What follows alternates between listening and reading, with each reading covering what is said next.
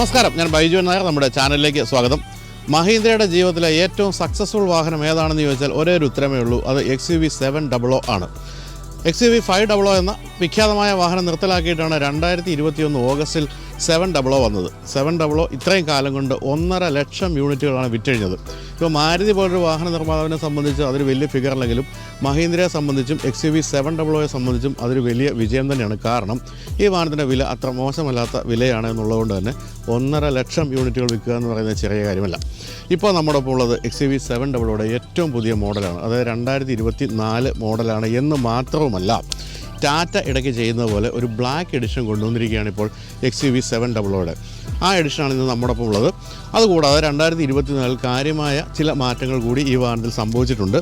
പ്രധാനമായിട്ടും സംഭവിച്ച മാറ്റം എന്താണെന്ന് ചോദിക്കുകയാണെങ്കിൽ ഇൻറ്റീരിയറിൽ ഒരു വലിയ മാറ്റം സംഭവിച്ചു. അതായത് ഇത് വേണമെങ്കിൽ നമുക്ക് 6 സീറ്ററായിട്ടും വാങ്ങാം എന്നുള്ളതാണ്. അതായത് രണ്ടാം നിരയിൽ ക്യാപ്റ്റൻ സീറ്റുകൾ, 2 പേർക്ക് ഇരിക്കാവുന്ന 2 ക്യാപ്റ്റൻ സീറ്റുകൾ കൊടുത്തൊരു മോഡൽ കൂടി വന്നിട്ടുണ്ട്.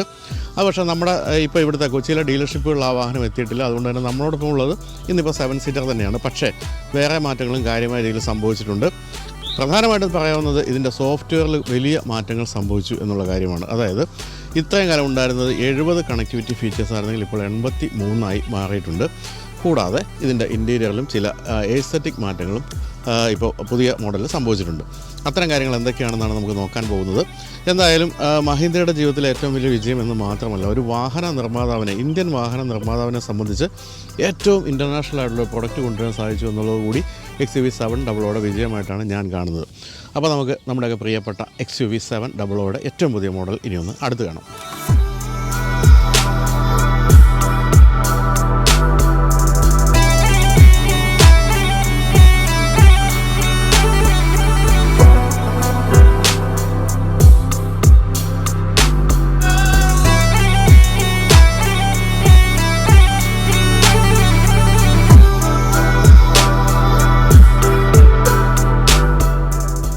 XUV 500 എന്ന വാഹനം നിർത്തലാക്കിയിട്ടാണ് ഈ വാഹനം വന്നതെന്ന് ഞാൻ പറഞ്ഞല്ലോ. അതുകൊണ്ട് തന്നെ XUV 500യുടെ കുറേ കാര്യങ്ങൾ, അത് ഡിസൈൻ്റെ കാര്യത്തിലായാലും മറ്റ് പല കാര്യങ്ങളിലും ഈ വാഹനം അതിൽ നിന്ന് കടമെടുത്തിട്ടുണ്ട് എന്നുള്ള സത്യമാണ്. എങ്കിൽ പോലും സ്വന്തമായൊരു വ്യക്തിത്വം തീർച്ചയായിട്ടും 700യ്ക്കുണ്ട്.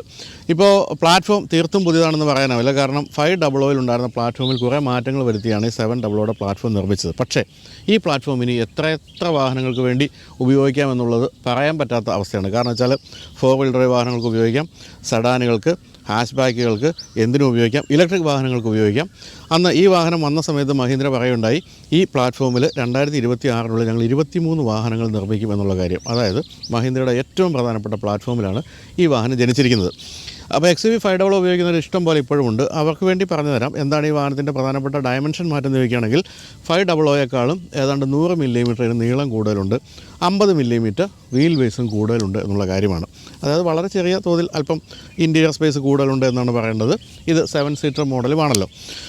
ഇനിയിപ്പോൾ എന്തൊക്കെയാണ് ഈ ഒരു ഡാർക്ക് എഡിഷൻ അല്ലെങ്കിൽ ബ്ലാക്ക് എഡിഷനിൽ വന്നിരിക്കുന്ന മാറ്റം എന്ന് വെച്ചാൽ, ഈ നപ്പോളി ബ്ലാക്ക് എന്ന കമ്പനി വിളിക്കുന്ന ഈ ബ്ലാക്കിലാണ് ഈ വാഹനം പൂർണ്ണമായി പൊതിഞ്ഞിരിക്കുന്നത് എന്നാണ് പറയേണ്ടത്. എനിക്ക് ബ്ലാക്ക് വലിയ ഇഷ്ടമായതുകൊണ്ട് തന്നെ എനിക്ക് ഈ വാഹനം കണ്ടപ്പോഴേ ഇഷ്ടപ്പെട്ടു. പക്ഷേ ഷൂട്ട് ചെയ്തുകൊണ്ടിരിക്കുന്ന ശ്യാമിന് ബ്ലാക്ക് ഇഷ്ടമല്ലാത്തതുകൊണ്ട് ഇഷ്ടപ്പെട്ടതുമില്ല. അതുകൊണ്ട് തന്നെ ഈ വിഷ്വല് ചിലപ്പോൾ മോശമാക്കാനുള്ള സാധ്യതയുണ്ട്. ഇഷ്ടപ്പെടാത്ത ഒരു നിറമാണല്ലോ വാഹനത്തിന്, അങ്ങനെയാണ് എല്ലാവരും ക്ഷമിക്കണം. എന്തായാലും ഫുൾ ബ്ലാക്ക്, അതായത് ഗ്രില്ലടക്കം കംപ്ലീറ്റ് ബ്ലാക്കാണ്. അതിൻ്റെ ഒരു ഭംഗി തീർച്ചയായിട്ടും എനിക്ക് അനുഭവിക്കാൻ കഴിയുന്നുണ്ട്. ഇപ്പോൾ ഗ്രില്ല് നോക്കുക, ഈ ഭാഗത്തൊക്കെ ഉണ്ടായിരുന്ന പല ക്രോം ഫിനിഷുകളും എല്ലാം പോയിട്ട് എല്ലാം ഫുൾ ബ്ലാക്ക് ആയതിൻ്റെ ഒരു ഭംഗിയുണ്ട്. 4 വെർട്ടിക്കൽ സ്ലാറ്റുകളുള്ള ആ പഴയ ഗ്രില്ല് അതേപടി കൊടുത്തിരിക്കുന്നു. അതുപോലെ മഹീന്ദ്രയുടെ ട്വിൻ പീക്ക് എന്ന് പറയുന്ന ഏറ്റവും പുതിയ ലോഗോ ആദ്യമായിട്ട് പ്രത്യക്ഷപ്പെട്ടത് XUV 700യിലാണ്. അദ്ദേഹത്തിൻ്റെ നിറം ഏതായാലും മാറ്റിയിട്ടില്ല, അദ്ദേഹം ക്രോമിൽ തന്നെ തിളങ്ങി നിൽക്കുന്നുണ്ട്. മേൽഭാഗത്തൊക്കെ ഭംഗിയുള്ള ബൾജുകളൊക്കെയാണ് കൊടുത്തിരിക്കുന്നത്. ഈ സൈഡൊക്കെ നല്ല ഭംഗിയായിട്ടുണ്ട്. അതിൻ്റെ ഒരു ഡിസൈൻ തീം വളരെ മനോഹരമാണ്. LED ഹെഡ്ലാമ്പാണ് കൊടുത്തിരിക്കുന്നത്. അത് ഈ ഫുൾ ബ്ലാക്കിൽ അങ്ങനെ ജ്വലിച്ച് നിൽക്കുകയാണ് എന്ന് വേണമെങ്കിൽ പറയാം. അതുപോലെ മനോഹരമായ LED DRLാണ് ഈ കാണുന്നത്. വളരെ വലിയ ഒരു DRLാണ് കൊടുത്തിരിക്കുന്നത്. സീക്വൻഷ്യൽ ടേൺ ഇൻഡിക്കേറ്റേഴ്സ് കൊടുത്തിരിക്കുന്നു. ഇത് നമ്മൾ ആദ്യമായിട്ട് കണ്ട ഓടിയിലാണെന്ന് ഞാൻ പലവണ പറഞ്ഞിട്ടുണ്ട്. അതുകൊണ്ട് തന്നെ ഇത് ഓടി നടക്കുന്ന സ്വഭാവമാണ് ഇതിൻ്റെ ഈ ഒരു ലൈറ്റിനുള്ളത്. അതുപോലെ താഴെയായിട്ട് മനോഹരമായിട്ട് ഇൻ്റഗ്രേറ്റ് ചെയ്തിരിക്കുന്ന ഒരു ഫോഗ് ലാമ്പ് കൊടുത്തിരിക്കുന്നു. ഇവിടെയൊക്കെ ഫുൾ ബ്ലാക്ക് ഫിനിഷ്. അതിൻ്റെ താഴെയായിട്ട് എയർ ഡാം, ഏറ്റവും താഴെയായിട്ട് ബ്ലാക്ക് ഫിനിഷിൽ നിന്ന് വ്യത്യസ്തമായിട്ട് അലൂമിനിയം ഫിനിഷുള്ള ഒരു സ്കിഡ് പ്ലേറ്റ്. ഇത്രയുമാണ് മുൻഭാഗത്ത് പറയാവുന്നത്. തീർച്ചയായും എവിടെയൊക്കെയോ XUV 500 ഓടിക്കളിക്കുന്നുണ്ടെന്നുള്ള ഒരു സംശയമില്ല ഡിസൈനിൻ്റെ കാര്യത്തിൽ. എങ്കിൽ പോലും വളരെ ഗൗരവമുള്ള ഗംഭീരമായി ഉയർന്നു നിൽക്കുന്ന രൂപമാണ് ഈ വാഹനത്തിന്. ഇത്രയും കാലം, അതായത് ഈ വാഹനം വന്ന് 2021 ഓഗസ്റ്റിലാണെന്ന് ഞാൻ പറഞ്ഞല്ലോ, ഇപ്പോഴും 1 വർഷമൊക്കെയാണ് ബുക്കിംഗ് ഈ വാഹനത്തിന്. അത്രയധികം ഗംഭീരമായ ബുക്കിംഗാണ് കിട്ടിക്കൊണ്ടിരിക്കുന്നത്. അത് തീർച്ചയായിട്ടും ഈ വാഹനത്തിൻ്റെ രൂപത്തിൻ്റെ ഒരു സവിശേഷതയായിട്ട് വേണമെങ്കിൽ പറയാവുന്ന കാര്യമാണ്. ഇനി സൈഡ് പ്രൊഫൈലിലേക്ക് അഥവാ വശക്കാഴ്ചയിലേക്ക് പോവുകയാണെങ്കിൽ പ്രധാനമായിട്ടും കാണാവുന്നത് ഫുൾ ബ്ലാക്ക് ഫിനിഷുള്ള അലോയാണ്. എനിക്ക് സത്യത്തിൽ ഈ വാഹനത്തിൻ്റെ ഏറ്റവും ഇഷ്ടപ്പെട്ട ഒരു ഭാഗവും അതുതന്നെയാണ്. അതിനകത്ത് ബ്രേക്ക് കാലിപ്പേഴ്സൊക്കെ ഇതാ അലൂമിനിയം ഫിനിഷിൽ കാണാം. അതുപോലെ തന്നെ ടിൻ പീക്ക് ലോഗോ കൊടുത്തിരിക്കുന്നത് ഈ ഒരു ക്രോം ഫിനിഷ് തന്നെയാണ്. 18 ഇഞ്ച് അലോയാണ്. അത്തരം കാര്യങ്ങളൊന്നും മാറ്റമില്ല. ഫുൾ ബ്ലാക്ക് ആയതുകൊണ്ട് തന്നെ ബ്ലാക്ക് ക്ലാഡിങ് എടുത്ത് നിൽക്കുന്നില്ല. പക്ഷേ ഇവിടെ ഒരു വലിയ ബ്ലാക്ക് ക്ലാഡിങ് കൊടുത്തിട്ടുണ്ടെന്നുള്ളതാണ് സത്യം. അതുപോലെ സൈഡ് വ്യൂ മിറേഴ്സും ഫുൾ ബ്ലാക്കാണ്. അതിൽ ടേൺ ഇൻഡിക്കേറ്റേഴ്സ് മാത്രമാണ് നമുക്ക് ബ്ലാക്ക് അല്ലാതെ കാണാൻ സാധിക്കുന്നത്. മേൽഭാഗത്ത് ഇത് ഈ ഒരു റൂഫ് റെയിൽ അതിനും ബ്ലാക്ക് ഫിനിഷ് കൊടുത്തിരിക്കുന്നു. അതുപോലെ ABC പില്ലർ എല്ലാം തന്നെ ബ്ലാക്ക്. ഈ വാഹനത്തിൻ്റെ ഏറ്റവും മനോഹരമായൊരു കാര്യം എന്ന് പറയുന്നത് ഈ ഒരു ഫ്ലഷ് ഡോർ ഹാൻഡിലാണ്. അതായത് ആവശ്യം വരുമ്പോൾ മാത്രം പുറത്തേക്ക് നമുക്ക് തുറക്കാവുന്ന രീതിയിലുള്ളത്. അത് അടഞ്ഞിരിക്കുമ്പോൾ വാഹനത്തിൻ്റെ ഈ ഒരു സൈഡിലെ ഡിസൈൻ എന്ന് പറയുന്നത് പൂർണ്ണമായിട്ടും ഭംഗിയായി നിൽക്കും. കാരണം ഒന്നും മുഴച്ച് നിൽക്കുന്നില്ല എന്നുള്ളതാണ് അതിൻ്റെ പ്രത്യേകത. അതിനും ഫുൾ ബ്ലാക്ക് ഫിനിഷ് കൊടുത്തിരിക്കുന്നു. ആ ക്ലാഡിങ് പിൻഭാഗത്തേക്ക് നീളുന്നുണ്ട്. അത് ബ്ലാക്ക് ആയതുകൊണ്ട് തന്നെ ഞാൻ ഈ പറഞ്ഞ പോലെ എടുത്തറിയുന്നില്ല എന്നേ ഉള്ളൂ. 7 സീറ്റർ വാഹനമാണ്. തേർഡ് റോയിലും കാര്യമായ രീതിയിൽ ലൈറ്റൊക്കെ കയറുന്ന രീതിയിൽ വലിയ കോർണർ ഗ്ലാസ് കൊടുത്തിരിക്കുന്നു. ഇവിടെയുമൊക്കെ ബ്ലാക്ക് ഫിനിഷാണ് നമ്മൾ കാണുന്നത്. പിൻഭാഗത്തേക്ക് വരുമ്പോൾ എനിക്ക് സത്യത്തിൽ ആദ്യകാലത്ത് ഈ വാഹനം കണ്ടപ്പോൾ അതിൻ്റെ പിൻഭാഗം അത്രയ്ക്ക് ഇഷ്ടമായില്ല. ഞാനത് ആ വീഡിയോ പറയുകയും ചെയ്തിരുന്നു. പക്ഷേ അതാ ഫുൾ ബ്ലാക്ക് ഫിനിഷ് വന്നപ്പോൾ അതിൻ്റെ ബാക്കും വളരെ ഭംഗിയായിട്ടാണ് എനിക്കിപ്പോൾ തോന്നുന്നത്. ആദ്യത്തെ വീഡിയോ പിൻവലിക്കാൻ പറ്റാത്തതുകൊണ്ട് അവിടെ കിടക്കട്ടെ. എന്തായാലും ഇപ്പോൾ ഞാൻ മാറ്റി പറയുകയാണ്. അന്ന് ഞാൻ പറഞ്ഞൊരു കാര്യം ഉണ്ടായിരുന്നു. അതായത് ഈ ടെയിൽ ലാമ്പ് സത്യത്തിൽ ഈ ഒരു വലിയ പോർഷനല്ലേ ഇവിടെ വരേണ്ടിയിരുന്നെന്ന് ഞാൻ ചോദിച്ചിരുന്നു. അതിപ്പോഴും മാറ്റമൊന്നുമില്ല, തുടരുന്നുണ്ട്. എന്തായാലും മനോഹരമായ LED ടെയിൽ ലാമ്പാണ് കൊടുത്തിരിക്കുന്നത്. അതിലും ആ സീക്വൻഷ്യൽ സൈഡ് ഇൻഡിക്കേറ്റേഴ്സിൻ്റെ ആ ഒരു ഭംഗി തീർച്ചയായിട്ടും കാണാം.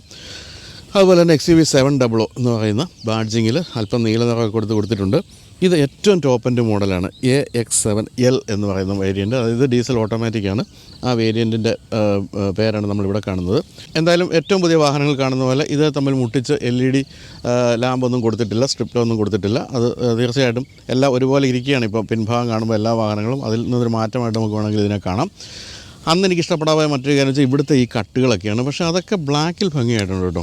ബ്ലാക്ക് വരുമ്പോൾ അത് ആ ഒരു വൃത്തിയായിട്ടൊന്നും തോന്നുന്നില്ല. അതുപോലെ തന്നെ അന്ന് പറഞ്ഞ മറ്റൊരു കാര്യം ഏച്ച് കെട്ടിയ പോലെ ഈ ഭാഗത്തൊരു ചെറിയ പോർഷൻ അതും പക്ഷേ ഈ വാഹനത്തിൽ ഭംഗിയായിട്ട് തന്നെ നിൽക്കുന്നുണ്ട്. എന്തായാലും ഇവിടെ ഷാർഫിൻ ആൻ്റനിയുണ്ട്, സ്റ്റോപ്പ് ലാമ്പുണ്ട്, ഒരു ഇൻ്റഗ്രേറ്റഡ് സ്പോയിലറുണ്ട്, ഡീഫോഗറുണ്ട്, റിയർ വൈപ്പറുണ്ട്.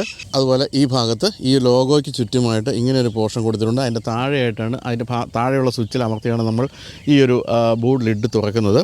ഈ ഭാഗത്ത് ഒരു റിവേഴ്സ് ക്യാമറ കൊടുത്തിരിക്കുന്നത് കാണാം. അതുപോലെ റിവേഴ്സ് സെൻസേഴ്സ് നമുക്ക് പല ഭാഗങ്ങളിലും കാണാം. എന്നാൽ ഇവിടെ നിന്ന് ഇങ്ങനെ ഒരു കട്ടാണ് അകത്തേക്ക് പോകുന്നത്. ഇവിടെയാണ് നമ്പർ പ്ലേറ്റ് വരുന്നത്. ഈ ഒരു ഭാഗമൊക്കെ തീർച്ചയായിട്ടും മറ്റ് നിറങ്ങളിൽ ഒരു അല്പം അഭംഗി തോന്നുമെങ്കിലും ബ്ലാക്കിൽ ഭംഗിയായിട്ട് നിലകൊള്ളുന്നുണ്ട്. ഏറ്റവും താഴെയായിട്ട് ഇവിടെ അലൂമിനിയം ഫിനിഷുള്ള ഒരു സ്കിഡ് പ്ലേറ്റ് പോലൊരു ഭാഗം കാണാം. ഇത്രയുമാണ് നമുക്ക് ബ്ലാക്ക് എഡിഷൻ്റെ എക്സ്റ്റീരിയർ പറയാവുന്നത്. എന്തായാലും ഡിസൈനിൻ്റെ കാര്യത്തിൽ യാതൊരു മാറ്റവും സംഭവിച്ചിട്ടില്ല. പക്ഷേ ബ്ലാക്ക് ഇഷ്ടപ്പെടുന്നവർ തീർച്ചയായിട്ടും ഈ വാഹനം കണ്ടാൽ ഒന്ന് നോക്കി നിൽക്കും എന്നുള്ള കാര്യത്തിൽ സംശയമില്ല. ഇനി ബൂട്ട് സ്പേസ് നോക്കാം. ഇത് 7 സീറ്റർ വാഹനമായതുകൊണ്ടും ഈ 3 നിര സീറ്റുകളും തുറന്നു വെച്ചിരിക്കുന്നതുകൊണ്ടും പിൻഭാഗത്ത് ഇത്രയും സ്പേസേ ഉള്ളൂ. ബൂട്ട് സ്പേസ് എന്ന് വിളിക്കുക. 200 ലിറ്ററുള്ള ബൂട്ട് സ്പേസ്. പക്ഷേ നമുക്കിതെല്ലാം എത്ര തരത്തിൽ വേണമെങ്കിലും മറച്ചൊക്കെ ഇഷ്ടം പോലെ ബൂട്ട് സ്പേസ് കണ്ടെത്താം. അവിടെയും 60-40 ആയിട്ട് നമുക്ക് 2ാം നിര സീറ്റ് ഫോൾഡ് ചെയ്യാന്നുള്ളത് കൊണ്ട് തന്നെ അങ്ങനെയും നമുക്ക് ഇഷ്ടം പോലെ സ്പേസ് കണ്ടെത്താം. അതുകൊണ്ട് തന്നെ 7 പേര് പോകുന്നുണ്ടെങ്കിൽ മാത്രമേ ഈ ഒരു ബൂട്ട് സ്പേസിൻ്റെ പ്രശ്നം നമ്മൾ അനുഭവിക്കുകയുള്ളൂ. സ്പെയർ ടയർ കൊടുത്തിരിക്കുന്ന താഴെ ആയതുകൊണ്ട് തന്നെ ഈ ഭാഗത്തൊന്നും മറ്റ് കാര്യങ്ങളൊന്നും തന്നെ ആവശ്യമില്ല. അതുപോലെ തന്നെ ഇലക്ട്രിക്കലി അടയ്ക്കുന്ന ബൂട്ട് ലിഡൊന്നുമല്ല, അതുകൊണ്ട് തന്നെ വലിച്ച് തന്നെ അടയ്ക്കേണ്ടിയിരിക്കുന്നു. അപ്പോൾ ഇത്രയൊക്കെയാണ് നമുക്ക് ഈ ഒരു ഡാർക്ക് എഡിഷൻ്റെ അല്ലെങ്കിൽ ബ്ലാക്ക് എഡിഷൻ്റെ പ്രത്യേകതയായിട്ട് പറയാവുന്നത്. ഈ ബ്ലാക്ക് എഡിഷൻ എന്ന് പറയുന്ന സംഭവം വേണമെങ്കിൽ നിങ്ങൾക്കിപ്പോൾ മറ്റ് നിറങ്ങളിൽ ബ്ലാക്ക് എഡിഷൻ അല്ലാതെ, അതായത് ഡ്യുവൽ ടോൺ ആക്കി കിട്ടാം. ഈ ഒരു നപ്പോളി ബ്ലാക്കിൻ്റെ റൂഫൊക്കെ ചെയ്തിട്ട് വേണമെങ്കിൽ ഏത് നിറമുള്ള വാഹനവും നമുക്ക് ഡ്യുവൽ ടോൺ ആക്കി മാറ്റാൻ സാധിക്കും എന്നുള്ളത് മറ്റൊരു കാര്യം. അതുകൊണ്ട് തന്നെ ഡ്യുവൽ ടോൺ XUV 700 നമുക്കിനി ധാരാളമായിട്ട് കാണാൻ സാധിക്കും.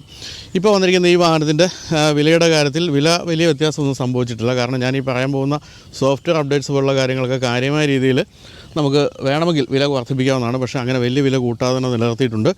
അത് തീർച്ചയായിട്ടും നല്ല കാര്യമാണ്. കാരണം വെച്ചാൽ അത്രയധികം ബുക്കിങ്ങുകൾ ഈ വാഹനത്തിന് ഇപ്പോഴും നിലനിൽക്കുന്നുണ്ടെന്നുള്ളതുകൊണ്ട് തന്നെ വില അധികം വർദ്ധിപ്പിച്ചിട്ടില്ല. അപ്പോൾ ഏറ്റവും പുതിയ 2024 മോഡൽ XUV 700 വന്നപ്പോൾ വില എങ്ങനെയാണെന്ന് ചോദിച്ചാൽ 14 ലക്ഷം രൂപ തൊട്ട് 24 ലക്ഷം രൂപ വരെയാണ് വിവിധ വേരിയൻറ്റുകളുടെ എക്സ്ഷോറൂം വില. നമ്മളിപ്പോൾ ഇന്നിപ്പോൾ ഓടിച്ചു കഴിഞ്ഞിരിക്കുന്നത് ഏറ്റവും ടോപ്പ് എൻഡ് മോഡലാണ്. ഇതിനാണ് 24 ലക്ഷം രൂപ എക്സ്ഷോറൂം വില വന്നിരിക്കുന്നത്. ചുരുക്കം പറഞ്ഞാൽ നമ്മളിപ്പോൾ അമ്മയുടെ 3 മാസത്തെ പെൻഷൻ തുക കൊണ്ട് IT കമ്പനി തുടങ്ങിയ പോലെയൊന്നും ഈ വാഹനം വാങ്ങിക്കാൻ പറ്റില്ല. നന്നായിട്ട് കഷ്ടപ്പെട്ട് വിയർത്താൽ മാത്രമേ ഇതിൻ്റെ ടോപ്പ് എൻഡ് മോഡലൊക്കെ വാങ്ങിക്കാൻ പറ്റുകയുള്ളൂ എന്നുള്ളതാണ് ചുരുക്കത്തിൽ പറയേണ്ടത്. അപ്പോൾ നമുക്കിനി എന്തൊക്കെയാണ് ഇൻറ്റീരിയറിലെ വിശേഷങ്ങൾ നോക്കാം.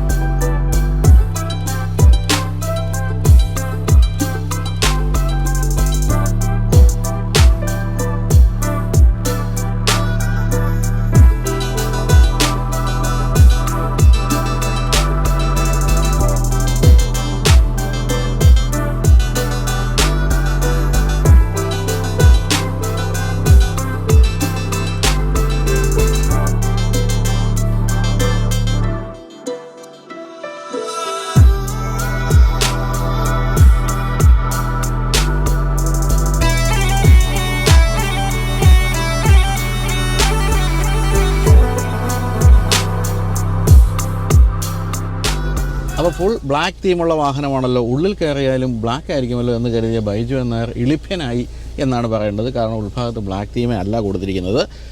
നമ്മളിതുവരെ കണ്ടുവന്നിരിക്കുന്ന XUV 700കളുടെ പോലെ തന്നെ അതേ കളർ തീമാണ് കൊടുത്തിരിക്കുന്നത്. ആകെ വന്നിരിക്കുന്ന മാറ്റം എന്താണെന്ന് ചോദിച്ചാൽ, മാറ്റം കണ്ടുപിടിക്കാമോ എന്ന് പറയുന്ന പരിപാടിയിലേക്ക് പ്രവേശിക്കുകയാണെങ്കിൽ ഈ കാണുന്ന ഇവിടെ ഒരു ഡാർക്ക് ക്രോം തീമാണ് ഇപ്പോൾ ഇവിടെയൊക്കെ വന്നിരിക്കുന്നത്. അത് ഈ ചുറ്റുപാടും കാണുന്ന AC വെൻറ്റിന് ചുറ്റും കാണുന്ന ഭാഗത്തൊക്കെ ഡാർക്ക് ക്രോം വന്നിരിക്കുന്നു എന്നുള്ളത് ഒഴിച്ചു നിർത്തിയാൽ മറ്റ് മാറ്റങ്ങളൊന്നും നമുക്ക് ഇൻറ്റീരിയറിലെ ഡിസൈനിലൊന്നും പറയാനില്ല. ഞാൻ പറഞ്ഞല്ലോ, കുറേ മാറ്റങ്ങൾ വന്നിരിക്കുന്നത് ഈ ഒരു ഇൻഫർടൈൻമെൻറ്റ് സ്ക്രീനിലെ സോഫ്റ്റ്വെയറിലൊക്കെയാണ്. മറ്റ് മാറ്റങ്ങളൊന്നും തന്നെ കാണാനില്ല.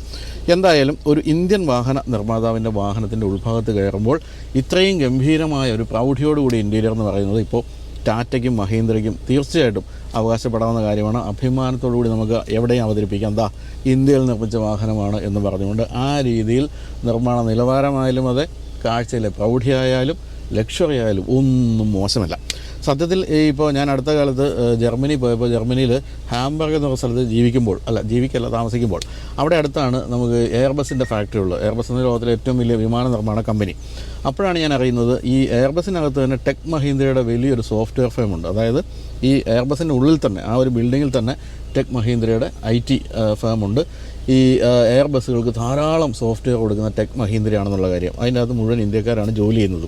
അപ്പോൾ ഈ എയർബസിന് പോലും സോഫ്റ്റ്വെയർ കൊടുക്കുന്ന കമ്പനിയാണ് ഈ മഹീന്ദ്രയുടെ ഭാഗമായിട്ടുള്ള ടെക് മഹീന്ദ്ര എന്നുള്ളത് കൊണ്ട് തന്നെ ഇതിൻ്റെ അകത്ത് സോഫ്റ്റ്വെയറിലൊക്കെ വന്നിരിക്കുന്ന അപ്ഡേറ്റ് ഒന്നും നമ്മൾ അതിശയിപ്പിക്കുന്നതേ ഇല്ല. കാരണം അത്രയും വലിയൊരു കമ്പനിയാണല്ലോ ടെക് മഹീന്ദ്ര.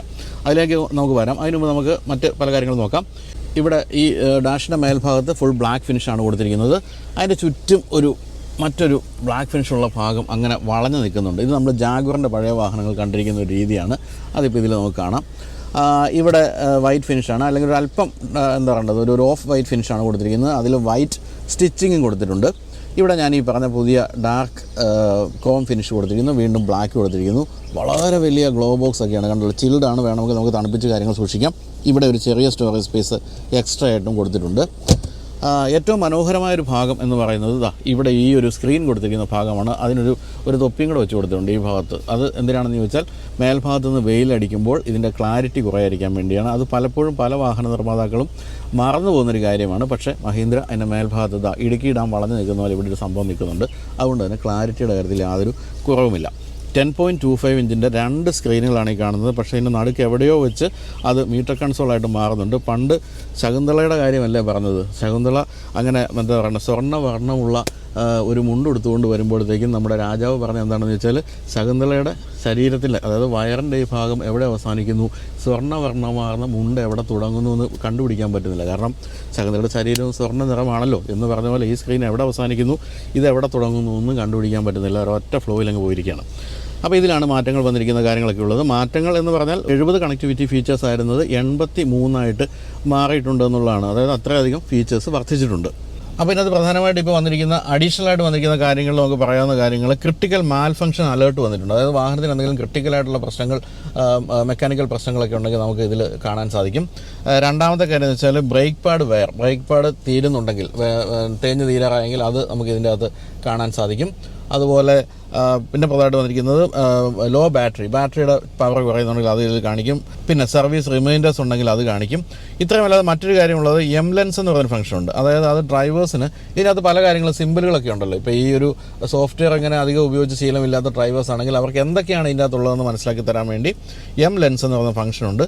അങ്ങനെ ഈ ഓരോ ബട്ടൻ്റെയും എന്തൊക്കെയാണ് ഫംഗ്ഷൻ എന്നുള്ള കാര്യം കൃത്യമായിട്ട് നമുക്ക് അതിൽ മനസ്സിലാക്കാൻ സാധിക്കും. ഈ എഴുതിയിരിക്കുന്ന അഡ്രനോക്സ് എന്നാണ്. അഡ്രനോക്സ് എന്ന് പറയുന്ന മഹീന്ദ്രയുടെ സോഫ്റ്റ്വെയർ ആണ് ഇപ്പോൾ ഈ ഒരു വാഹനത്തിൽ ഉപയോഗിച്ചിരിക്കുന്നതെന്നാണ് പറയേണ്ടത്. ഇനി വേറൊരു കാര്യമുള്ളതെന്ന് വെച്ചാൽ ഇതിനകത്ത് ആസ്ക് മഹീന്ദ്ര എന്ന് പറയുന്ന ഒരു സംഭവം കൂടി ഉൾപ്പെടുത്തിയിട്ടുണ്ട്. അതായത് ഈ വാഹനവുമായിട്ട് ബന്ധപ്പെട്ട ടെക്നോളജി റിലേറ്റഡ് ആയിട്ടുള്ള ഏത് കാര്യവും നമുക്ക് വാഹനത്തോട് തന്നെ ചോദിച്ച് മനസ്സിലാക്കാൻ പറ്റുന്ന ആസ്ക് മഹീന്ദ്ര എന്ന് പറയുന്ന വെഹിക്കിൾ ടെക്നോളജി റിലേറ്റഡ് ക്വറീസ് ചോദിക്കാൻ പറ്റുന്ന ഒരു കാര്യം കൊടുത്തിട്ടുണ്ട്. അതിൽ നമുക്ക് വാഹനത്തിൻ്റെ സർവീസ് ഉൾപ്പെടെയുള്ള കാര്യങ്ങളെല്ലാം തന്നെ ചോദിച്ച് മനസ്സിലാക്കാം. ഇതുകൂടാതെ നമുക്ക് ഇതിനകത്ത് സോഫ്റ്റ്വെയർ എല്ലാം അപ്ഡേറ്റ് ചെയ്യണമെങ്കിൽ ഒന്നും കണക്ട് ചെയ്യുമൊന്നും വേണ്ട. നമ്മുടെ മൊബൈൽ ഫോണൊക്കെ എങ്ങനെയാണോ അപ്ഡേറ്റ് ആകുന്നത് അതുപോലെ തന്നെ ഇതിനകത്ത് firmware over the air FOTA എന്ന് പറയുന്ന അപ്ഡേറ്റ് വഴി ഇതങ്ങ് അപ്ഡേറ്റ് ആയിക്കോളും. അപ്പോൾ അത്തരത്തിലുള്ള കാര്യങ്ങളെല്ലാം വളരെ മുന്നിലാണ് ഈ വാഹനം എന്നാണ് പറയുന്നത്. 83 കണക്റ്റഡ് ഫീച്ചേഴ്സാണ് ഇപ്പോൾ കൊടുത്തിരിക്കുന്നത്. പിന്നെ ഇതിനകത്ത് നമുക്കിനി കൂടുതൽ കാര്യങ്ങൾ നോക്കുകയാണെങ്കിൽ ആൻഡ്രോയിഡ് ഓട്ടോയും ആപ്പിൾ കാർപ്ലേയും എല്ലാം തന്നെ വയർലെസ് ആയിട്ട് കൊടുത്തിട്ടുണ്ട്. ഫൺ വിത്ത് XUV 700 എന്നൊക്കെ പറയുന്നത് പലതരത്തിലുള്ള ഈ തരത്തിലുള്ള ടോർക്കിൻ്റെ പവറിൻ്റെയൊക്കെ ഇത്തരം കാര്യങ്ങളൊക്കെ നമുക്ക് ഡിജിറ്റലി കാണാൻ സാധിക്കുന്ന രസമുള്ള കാര്യങ്ങളൊക്കെയാണ് ഫൺ ഇൻ XUV എന്ന് പറയുന്നതിൽ. റേഡിയോ, അതുപോലെ നാവിഗേഷൻ, ആപ്ലിക്കേഷൻ എല്ലാം വന്നിട്ടുണ്ട്. ഇതിലൊരു മനോഹരമായ സോണിയുടെ മ്യൂസിക് സിസ്റ്റം ഉണ്ട്, 12 സ്പീക്കേഴ്സ് ഉണ്ട്, കൂടാതെ 30 ചാനലിൻ്റെ ആംപ്ലിഫയറും കൊടുത്തിട്ടുണ്ട്. പിന്നെ ഇവിടെ നമ്മൾ കാണുന്നുണ്ട് സ്മാർട്ട് എയർ ഫിൽറ്റർ എന്ന് എഴുതിയിട്ടുണ്ട്. അതായത് ഇതിൻ്റെ ഇൻറ്റീരിയറിലെ എയറിൻ്റെ പ്യൂരിഫിക്കേഷൻ നടക്കുന്ന അതിലാണ്. എന്നാലും നല്ല റെസൊല്യൂഷനുള്ള മനോഹരമായ സ്ക്രീനാണ്. ഈ മഹീന്ദ്രയുടെ ഈ രംഗത്തുള്ള എല്ലാ ടെക്നോളജി ഇതിൽ പ്രയോഗിച്ചിട്ടുണ്ടെന്നുള്ള കാര്യത്തിൽ സംശയമില്ല. താഴേക്ക് വരുമ്പോൾ AC വെൻറ്റിൻ്റെ ചുറ്റുമുള്ള കാര്യം ഞാൻ പറഞ്ഞല്ലോ. അതിന് താഴെയായിട്ട് ഓട്ടോമാറ്റിക് ക്ലൈമറ്റ് കൺട്രോളിൻ്റെ സ്വിച്ചുകളൊക്കെയാണ് കാണുന്നത്. അതിൻ്റെയൊക്കെ നിലവാരം എന്ന് പറയുന്നത് ഗംഭീരമാണ്. ഇവിടെ ഡ്രൈവ് മോഡുകളാണ് കൊടുത്തിരിക്കുന്നത്. ഡ്രൈവ് മോഡുകൾ മാറുമ്പോൾ ഇതിൽ നമുക്ക് കാണാം സിപ്പ്, സാപ്പ്, സൂം, കസ്റ്റം എന്നൊക്കെ പറയുന്ന നല്ല തകർപ്പൻ പേരുകളൊക്കെയാണ് കൊടുത്തിരിക്കുന്നത്. ഇവിടെ മറ്റൊരു സ്വിച്ച് കാണാം. അത് എന്താണെന്ന് ചോദിച്ചാൽ സ്ക്രീൻ സേവർ ഡിസേബിൾഡ് ആണ്. സ്ക്രീൻ സേവറിൻ്റെ കാര്യമാണ്, അതിൻ്റെ സ്വിച്ചാണിത്. ഇത് 360 ഡിഗ്രി ക്യാമറയാണ് ഈ കാണുന്നത്. നല്ല റെസൊല്യൂഷനുള്ള ക്യാമറയാണ് കൊടുത്തിരിക്കുന്നത്. അതും ഈ പറഞ്ഞ പോലെ വളരെ ഉപയോഗമുള്ളൊരു കാര്യമാണ്. പിന്നെ ഒരു കാര്യമുള്ളത്, ഈ വാഹനത്തിന് വെൻറ്റിലേറ്റഡ് സീറ്റുകളാണ് ഫ്രണ്ടിൽ കൊടുത്തിരിക്കുന്നത് എന്നുള്ള കാര്യമാണ്. പക്ഷേ വെൻറ്റിലേറ്റഡ് സീറ്റിൻ്റെ സ്വിച്ച് നമുക്ക് ഒരു സ്ഥലത്തും കാണാൻ സാധിക്കില്ല. അതും നമുക്ക് ഈ ഒരു സ്ക്രീനിൽ ഓപ്പറേറ്റ് ചെയ്യണം. അങ്ങനെ തന്നെ നമുക്ക് ചെയ്യാൻ സാധിക്കുകയുള്ളൂ. ഇതിപ്പോൾ ഡീസൽ ഓട്ടോമാറ്റിക് ആണെന്ന് ഞാൻ പറഞ്ഞല്ലോ. മനോഹരമായ ഗിയർ ലിവറാണ് ലെതർ റാപ്ഡായിട്ട് കൊടുത്തിരിക്കുന്നു. അതിലും ചെറിയ ഇവിടെ കൊടുത്തിരിക്കുന്ന അതേ രീതിയിൽ അല്പം ബ്രഷ്ഡ് അലൂമിനിയത്തിൻ്റെ ഫിനിഷാണ് കൊടുത്തിരിക്കുന്നത്. ഇവിടെ വയർലെസ് ചാർജർ കൊടുത്തിരിക്കുന്നു, 2 ചാർജിങ് പോയിൻറ്റുകൾ കൊടുത്തിരിക്കുന്നു. കൂടാതെ ഇവിടെ ഒരു ഫോൺ കയറ്റി വയ്ക്കാവുന്ന മറ്റൊരു സ്പേസ് കൂടി ഇവിടെ കൊടുത്തിട്ടുണ്ട്. Electronic parking brake, auto hold തുടങ്ങിയൊക്കെയാണ് ഇവിടെ കാണുന്നത്. ഇത് ഈ ഒരു സ്ക്രീനിൽ നമുക്ക് വേണമെങ്കിൽ ഈ ഒരു ടച്ച് സ്ക്രീൻ ആയിട്ടല്ലാതെ നമുക്ക് ഈ റോട്ടറി സ്വിച്ച് ഉപയോഗിച്ച് പ്രവർത്തിപ്പിക്കാനുള്ള കാര്യമാണ്. ഇത് ബെൻസിൻ്റെയൊക്കെ പഴയ മോഡലുകളിൽ കണ്ടിരിക്കുന്ന കാര്യമാണ്. ഇപ്പോൾ ഈ ഒരു ടച്ച് സ്ക്രീനുള്ള മോഡലുകളിൽ പൊതുവെ ഇപ്പോൾ ഇങ്ങനൊരു റോട്ടറി സ്വിച്ച് കാണാനില്ല. എങ്കിൽ പോലും അത് നമുക്ക് വാഹനം ഓടിച്ചുകൊണ്ട് ഇതിലെ കാര്യങ്ങളൊക്കെ മാറ്റാൻ തീർച്ചയായിട്ടും സഹായിക്കും. അത് അല്ലെങ്കിൽ നമ്മളിതിൽ ടച്ച് ചെയ്ത് വേണമല്ലോ ഓടിച്ചുകൊണ്ട്. അത് വേണ്ടെന്നുള്ളത് തീർച്ചയായിട്ടും നല്ലൊരു കാര്യം തന്നെയാണ്. ഇവിടെ 2 കപ്പ് ഹോൾഡേഴ്സാണ് നമ്മൾ കാണുന്നത്. അതുപോലെ ഇവിടെ ആംറസ്റ്റിൻ്റെ താഴെയും കപ്പ് ഹോൾഡർ കൊടുത്തിട്ടുണ്ട്. ഇവിടെ കീ വെക്കാൻ വേണ്ടിയുള്ളൊരു ഭാഗമാണ് കൊടുത്തിരിക്കുന്നത്. ഇത് 2 കീ ഉള്ളതുകൊണ്ട് അതിലിരിക്കാത്തതാണ്. അല്ലെങ്കിൽ സുഖമായിട്ടൊരു കീ അവിടെ അങ്ങ് ചേർന്നിരിക്കും. സ്റ്റോറേജ് സ്പേസും അവിടെ കൊടുത്തിട്ടുണ്ട്. പിന്നെ ഇതിനകത്ത് ഇതും ചിൽഡാണ്. വേണമെങ്കിൽ നമുക്ക് ഇതിനകത്തേക്ക് കാറ്റ് വരുത്താം എന്നാണ് പറയേണ്ടത്. അപ്പോൾ ഇത്രയൊക്കെയാണ് ഈ ഒരു പ്രദേശത്ത് പറയാവുന്ന കാര്യങ്ങൾ. എന്തായാലും ഈ വാഹനത്തിൻ്റെ കാര്യത്തിൽ ഇവിടെ ബെൻസിൻ്റെയൊക്കെ വാഹനത്തിൽ കാണുന്ന പോലെയാണ് ഇതിൻ്റെ സീറ്റിൻ്റെ അഡ്ജസ്റ്റ്മെൻറ്റുകൾ എന്ന് പറയുന്നത്. ഈ ഭാഗത്താണ് നമ്മൾ അതൊക്കെ ചെയ്യുന്നത്. അത് ബെൻസിൻ്റെ അതേ രീതി തന്നെയാണ്. അതുപോലെ മെമ്മറി ഫംഗ്ഷനും കൊടുത്തിട്ടുണ്ട്, ഈ ഭാഗത്ത് കൊടുത്തിട്ടുണ്ട്. സ്റ്റിയറിംഗ് വീലിലേക്ക് വരുമ്പോൾ സ്റ്റിയറിംഗ് വീല് മനോഹരമായ സ്റ്റിയറിംഗ് വീല്, അതിലും ട്വിൻ പീക്ക് ലോഗോ കൊടുത്തിരിക്കുന്നു. ഇവിടെ അലൂമിനിയം ഫിനിഷ് കൊടുത്തിട്ടുണ്ട്. ഫ്ലാറ്റ് ബോട്ടമാണ്, അതുപോലെ ലെതർ റാപ്ഡാണ്. ഈ ഭാഗത്ത് അതേപോലെ തന്നെ ഒരു സ്ക്രീനാണ് നമ്മൾ കാണുന്നത്. ഫ്യൂൽ എക്കണോമി ഉൾപ്പെടെയുള്ള കാര്യങ്ങൾ പല ഇൻഫർമേഷൻ നമുക്ക് ആ ഒരു സ്ക്രീനിൽ കാണാൻ സാധിക്കും. ഇവിടെ ക്രൂയിസ് കൺട്രോളാണ് ഈ റൈറ്റ് സൈഡിൽ കൊടുത്തിരിക്കുന്നത്. ഈ ഭാഗത്ത് വോളിയം കൺട്രോളും മറ്റും കൊടുത്തിരിക്കുന്നു. അതുപോലെ വൈപ്പറിൻ്റെയും അതുപോലെ ലൈറ്റിൻ്റെ സ്വിച്ചുകളൊക്കെ സാധാരണ പഴയ മട്ടിൽ തന്നെ ഇവിടെ ലിവറിലാണ് കൊടുത്തിരിക്കുന്നത്. എന്തായാലും പാഡിൽ ഷിഫ്റ്റേഴ്സ് പോലുള്ള കാര്യങ്ങളൊന്നും കൊടുത്തിട്ടില്ല. ഈ സൈഡിലേക്ക് വരുമ്പോൾ ഇവിടെ സൈഡ് വ്യൂ മിറേഴ്സിൻ്റെയൊക്കെ അഡ്ജസ്റ്റ്മെൻറ്റുകൾ എന്തായാലും എടുത്തു പറയേണ്ട കാര്യം, സ്വിച്ചുകളുടെയൊക്കെ നിലവാരം എന്ന് പറഞ്ഞാൽ അതിമനോഹരമാണ്. അൺബിലീവബിൾ നിലവാരം എന്ന് തന്നെ വേണമെങ്കിൽ പറയാം. എ പില്ലറിൽ സോണിയുടെ ട്വീറ്ററൊക്കെ സോണി എന്നുള്ള ബാഡ്ജിങ്ങോടുകൂടി കൊടുത്തിരിക്കുന്നു. ഈ പോകേണ്ടത് ഡോർ പാഡിലേക്കാണ്. ഡോർ പാഡിൽ ഈ പറഞ്ഞ പോലെ എല്ലാ നിറങ്ങളും നമ്മളിപ്പോൾ ഡാഷ്ബോർഡിൽ കണ്ട നിറങ്ങളെല്ലാം കൊടുത്തിട്ടുണ്ട്. ബ്ലാക്ക്, വൈറ്റ്, ക്രോം ഫിനിഷ് അല്ലെങ്കിൽ അലൂമിനിയം ഫിനിഷ്, അതുപോലെ തന്നെ പിയാനോ ബ്ലാക്ക്, എല്ലാ സംഭവങ്ങളും ഉണ്ട്. 1-2 ബോട്ടിലുകൾ സുഖമായിട്ട് സൂക്ഷിക്കാവുന്ന സ്ഥലമുണ്ട്. എന്തായാലും അതും വളരെ ഭംഗിയായിട്ടാണ് ഈ ഡോർ പാഡിൻ്റെ ഒരു എന്താ പറയുക ഡിസൈൻ രീതി പോലും എന്നാണ് പറയേണ്ടത്. അതുപോലെ തന്നെ സുഖമായിട്ട് കൈവച്ചിരിക്കാനുള്ള ആംറസ്റ്റും ഈ ഒരു ഭാഗത്ത് കൊടുത്തിട്ടുണ്ട്. പിന്നെയുള്ളത് പനോരമിക് സൺറൂഫ് അഥവാ പൊടി യന്ത്രം എന്ന് നമ്മൾ വിളിക്കുന്ന സംവിധാനമാണ്. എവിടെ തുറക്കുന്നത്? ഇത് മാസീവായിട്ടുള്ള കാര്യമാണ്. ഇത് ഏറ്റവും പിന്നിലേക്കാണ് പോയിക്കൊണ്ടിരിക്കുന്നത്. പക്ഷേ ഈ ഒരു ഗ്ലാസ് ഏരിയ എന്ന് പറയുന്നത് പകുതി വരെയാണ് തുറക്കുന്നത്. അപ്പോൾ ഇത്രയും വലിയൊരു വാഹനത്തിൽ ഇത്രയും വലിയ ഗ്ലാസ് ഏരിയ എന്ന് പറയുന്നത് തീർച്ചയായിട്ടും വളരെ ഗംഭീരമായൊരു കാര്യമാണ്. പിൻഭാഗത്തിരിക്കുന്നവർക്കുൾപ്പെടെ നല്ല സുഖകരമായ ഒരു ഇരിപ്പ് പ്രദാനം ചെയ്യുന്നുള്ള കാര്യം സംശയമില്ല. പിന്നെ സീറ്റിൻ്റെ ഈ ഒരു കുഷ്യനിങ് അത് എടുത്തു പറയേണ്ട കാര്യമാണ്. നല്ല തൈ സപ്പോർട്ടുള്ള സീറ്റാണ് കേട്ടോ. നല്ല രസമായിട്ട് സുഖമായിട്ടിരിക്കാം. ഈ ഭാഗത്തേക്ക് ഇതിങ്ങനെ തള്ളിയൊക്കെ നിൽക്കുന്ന തൈ സപ്പോർട്ട് വർദ്ധിപ്പിക്കുന്നുണ്ട്. പക്ഷേ ഇവിടെ ഡ്രൈവർ സീറ്റിൻ്റെ കാര്യത്തിൽ മാനുവലി നമുക്ക് പിൻഭാഗത്തെ സപ്പോർട്ട് ഒന്ന് കൂട്ടാം. അതിങ്ങനെ ഒരു മുഴ വരും. ഇവിടെ ഒരു സുനയുണ്ട്. ആ സുന തിരിച്ച് കഴിയുമ്പോൾ പിൻഭാഗത്തൊരു മുഴ വരുന്നതായിരിക്കും. അപ്പോൾ അത് സുഖമായിട്ട് നമുക്ക് നടുവ് ചേർന്ന് ഇരിക്കാനുള്ള ഒരു സാധ്യത തരുന്നുണ്ട്. അപ്പോൾ എന്തായാലും എല്ലാ കാര്യത്തിലും പെർഫെക്റ്റ് എന്ന് വിളിക്കാവുന്നൊരു വാഹനമാണിത്. പിന്നെ സെക്കൻഡ് റോയിൽ ഒന്ന് ഇരുന്ന് നോക്കാം. തേർഡ് റോയിൽ ഒന്ന് നോക്കണോ? തേർഡ് റോയിൽ നോക്കിയിട്ട് വലിയ കാര്യമൊന്നുമില്ല. ഇത്തരം വാഹനങ്ങളൊക്കെ തേർഡ് റോ നമുക്ക് അറിയാവുന്നതാണ്. എന്നാലും സെക്കൻഡ് റോയിൽ എന്തെങ്കിലും പുതുതായിട്ട് സംഭവിച്ചിട്ടുണ്ടോ, ഏറ്റവും പുതിയ മോഡൽ വന്നപ്പോഴെന്ന് അറിയണമല്ലോ. അങ്ങോട്ട് പോകാം. സത്യത്തിൽ ഈ ഒരു 6 സീറ്റർ വാഹനം നിങ്ങളെ കാണിക്കാൻ പറ്റാത്തതിൽ എനിക്ക് ഖേദവും ദുഃഖവും ഉണ്ട് എന്നുള്ള കാര്യം സംശയമില്ല. കാരണം ഏറ്റവും പുതിയ വേരിയൻറ്റിലാണ് ഇപ്പോൾ അത് വന്നിരിക്കുന്നത്. അത് ഇവിടെ ഡീലർഷിപ്പിൽ വരാത്തതുകൊണ്ടാണ്. ഇപ്പോൾ സാധാരണ നമ്മൾ കണ്ടുവന്നിരിക്കുന്നത് 7 സീറ്റർ വേരിയൻറ്റ് തന്നെയാണ് നമുക്ക് കിട്ടിയിരിക്കുന്നത്. അമ്മേ ആംറസ്റ്റ് വരൂ. അമ്മേ പുതിയ വണ്ടി ആയതുകൊണ്ട് കേട്ടോ വരാൻ ഒരു ബുദ്ധിമുട്ട്. അപ്പോൾ ആംറസ്റ്റ് ഉണ്ട്, അതിൽ 2 കപ്പ് ഹോൾഡേഴ്സ് കൊടുത്തിട്ടുണ്ട്. വളരെ സുഖപ്രദമായിട്ട് 3 പേർക്ക് നിവർന്ന് വർത്തമാനം പറഞ്ഞിരിക്കാവുന്ന രീതിയിലാണ് പിന്നിലെ സീറ്റ് കൊടുത്തിരിക്കുന്നത്. വളരെ താഴ്ന്ന ഈ സെൻട്രൽ ടണലായതുകൊണ്ട് സുഖമായിട്ട് മൂന്നാമതൊരാൾക്കും ഇരിക്കാവുന്നതാണ് എന്നുള്ളതാണ് പറയേണ്ടത്. അതുപോലെ തന്നെ തൈ സപ്പോർട്ട് ഉൾപ്പെടെയുള്ള കാര്യങ്ങൾ മുൻഭാഗത്തെ സീറ്റിനെ തോപ്പിക്കുന്ന രീതിയിൽ കൊടുത്തിരിക്കുന്നു. ഇപ്പോൾ ഈ സൈഡിലേക്ക് കൊടുത്തിരിക്കുന്നുണ്ട്. നിങ്ങളൊരു വളവൊക്കെ വീശി വാഹനം പോകുമ്പോൾ സൈഡിലേക്ക് നമ്മളിങ്ങനെ വരുമല്ലോ, ആ സമയത്ത് പോലും നമ്മളുടെ ശരീരം ഡോറിലൊന്നും തട്ടാത്ത രീതിയിൽ മനോഹരമായ കുഷനിങ്ങാണ് ആ ഒരു ഭാഗത്ത് കൊടുത്തിരിക്കുന്നത്. ഇനി ഇവിടെ ആരും ഇരിപ്പില്ലെങ്കിൽ നമുക്ക് ഇതിങ്ങനെ ഒന്ന് പിടിച്ച് വലിച്ചാൽ മതി. മാനുവലി ഒന്ന് വലിച്ചാൽ അദ്ദേഹം മുന്നിലേക്ക് പോവുകയും ഇഷ്ടം പോലെ സ്പേസ് പിൻഭാഗത്ത് വരികയും ചെയ്യും. പിൻഭാഗത്ത് AC വെൻ്റ് കൊടുത്തിട്ടുണ്ട്. ഇവിടെ മൊബൈൽ ഫോൺ സൂക്ഷിക്കാവുന്ന സ്ഥലമുണ്ട്. അത് ചാർജ് ചെയ്യാനുള്ള ഒരു ചാർജിങ് പോയിൻ്റ് ഇവിടെയും കൊടുത്തിട്ടുണ്ട്. ഡോർ പാഡിൽ ഒരു ബോട്ടിൽ വയ്ക്കാം. അതുപോലെ താഴ്ന്ന വിൻഡോ ലൈനൊക്കെയാണ്. സുഖമായിട്ട് നമുക്ക് കാഴ്ചയൊക്കെ കണ്ടുപോകാം. തന്നെയല്ല ഇത് കണ്ടല്ലോ, ഏറ്റവും പിന്നിലേക്ക് നമ്മുടെ തലയുടെ പിൻഭാഗം വരെ പോകുന്നുണ്ട്. ഈ ഒരു സൺറൂഫ് എന്നുള്ളതുകൊണ്ട് സുഖമായ ഒരു ഇരിപ്പാണ് കിട്ടുന്നത്. ഇവിടെ പേപ്പേഴ്സും മറ്റും സൂക്ഷിക്കാവുന്ന സ്ഥലം ഇങ്ങനെയും കൊടുത്തിരിക്കുന്നു. അതുപോലെ ഇത് 60-40 സ്പ്ലിറ്റ് ചെയ്യാമെന്ന് പറഞ്ഞില്ല. അതുകൊണ്ട് തന്നെ സാധനങ്ങൾക്ക് വേണ്ടി നമുക്ക് അങ്ങനെ ഒരു കാര്യം ചെയ്യാം. പിന്നെ വളരെ ചെറുതായിട്ട് നമുക്ക് ഇങ്ങനെ ഒന്ന് കാര്യമായി ചെറുതായിട്ടെന്ന് പറഞ്ഞിട്ട് പിന്നെയും കാര്യമായിട്ട് നോക്കാം അല്ലേ. അപ്പോൾ ഏതായാലും ചെറിയ തോതിൽ നമുക്ക് സ്ലാൻഡ് ചെയ്യാം. സ്ലാൻഡാം സീറ്റ് സ്ലാൻഡാം എന്നാണ് പറയേണ്ടത്. അത് മാനുവലി നമ്മളിവിടെ ലിവറിലാണ് ചെയ്യുന്നത്. അപ്പോൾ ഇത്രയൊക്കെയാണ് ഈ ഒരു 2ാം നിരയുടെ കാര്യം. 3ാം നിരയിലേക്ക് ഞാൻ കടക്കുന്നില്ല. 3ാം നിരയിൽ AC വെൻ്റ് ഉൾപ്പെടെയുള്ള കാര്യങ്ങളെല്ലാം കൊടുത്തിട്ടുണ്ട്. പക്ഷേ തൈ സപ്പോർട്ട് കുറവാണെന്ന് അറിയാമല്ലോ പിൻഭാഗത്തിരിക്കുന്നവർക്ക്. അതുപോലെ ലെഗ് സ്പേസും കുറവായിരിക്കും. കുട്ടികൾക്കാണ് 3ാം നിരയിൽ ഇരിക്കാവുന്നത്. ഞാനൊന്ന് കാണിച്ചു തരാവുന്നേ ഉള്ളൂ. ഇരുന്ന് ബുദ്ധിമുട്ടണം ഇന്നില്ല എന്നാണ് ഞാൻ കരുതുന്നത്. 10-30 വയസ്സായതുകൊണ്ട് പിൻനിരയിലേക്ക് കയറാൻ ഇത്തിരി ബുദ്ധിമുട്ടുണ്ട്. അതുകൊണ്ടാണ് ഞാൻ പിൻഭാഗത്ത് നിന്ന് സംസാരിക്കുന്നത്. എന്തായാലും ഈ കാണുന്ന അത്രയൊക്കെ തന്നെ സ്പേസേ നമുക്ക് പിൻഭാഗത്ത് ലെഗ് സ്പേസ് ആയിട്ട് പറയാനുള്ളൂ. കുട്ടികൾക്കാണ് സുഖമായിട്ടിരിക്കാവുന്നത്. ബാക്കിലേക്ക് വരുമ്പോഴേക്കും ഈ ഒരു പ്ലാറ്റ്ഫോം ഉയർന്നു വരുന്നതുകൊണ്ട് മുതിർന്നവർക്ക് ഇരിക്കാൻ ബുദ്ധിമുട്ടായിരിക്കും. എന്തായാലും ഈ ഭാഗത്ത് നമ്മൾ ഈ കാണുന്നത് AC-യുടെ ഫാനിൻ്റെ സ്വിച്ചൊക്കെയാണ്. അത് പിൻഭാഗത്തേക്ക് AC കൂടുതൽ വേണമെങ്കിൽ അങ്ങനെ ചെയ്യാം. അവിടെ ഒരു ചാർജിങ് പോയിൻ്റ് കൊടുത്തിട്ടുണ്ട്. ഇവിടെ കപ്പ് ഹോൾഡർ കൊടുത്തിട്ടുണ്ട്. അത്തരം കാര്യങ്ങളെല്ലാം ഉണ്ട്. പിന്നെ വലിയ വിശാലമായ ഒരു കോർണർ ഗ്ലാസ് ആയതുകൊണ്ട് പിൻഭാഗത്തിരിക്കുന്നവർക്ക് തീരെ ക്രാംഡായ ഒരു ഫീലൊന്നും കിട്ടുകയില്ല. സീറ്റിൻ്റെ ക്വാളിറ്റി നമ്മൾ മുൻഭാഗത്ത് കണ്ട പോലെ തന്നെ ഉണ്ട്. അപ്പോൾ ഇത്രയൊക്കെയാണ് 3ാം നിരയുടെ കാര്യം പറയാനുള്ളത്. അപ്പോൾ ഇനി നമുക്ക് എന്താണ് ഓടിച്ച് നോക്കാമെന്ന് വെച്ചാൽ എഞ്ചിനിൽ മാറ്റമൊന്നും സംഭവിച്ചിട്ടില്ല. എനിക്ക് ഇതിൻ്റെ ഏറ്റവും ഇഷ്ടപ്പെട്ട കാര്യം, ഇപ്പോൾ നമ്മൾ ഇത്രയും നേരം ഈ വാഹനം ഷൂട്ട് ചെയ്യുമ്പോൾ ഈ ഡീസൽ എഞ്ചിനുള്ള വാഹനം സ്റ്റാർട്ടായി കിടക്കുകയാണെന്നുള്ളതാണ്. ഒരു ശബ്ദവുമില്ല, അങ്ങേയറ്റം സ്മൂത്താണ്. പ്രത്യേകിച്ച് ഇത് ഓട്ടോമാറ്റിക് കൂടെ ആയതുകൊണ്ട് ഓടിച്ച് നോക്കാൻ എനിക്ക് കുറച്ച് സന്തോഷമുണ്ട്. അപ്പോൾ നമുക്ക് ഇനി വാഹനം ഓടിച്ച് നോക്കാം.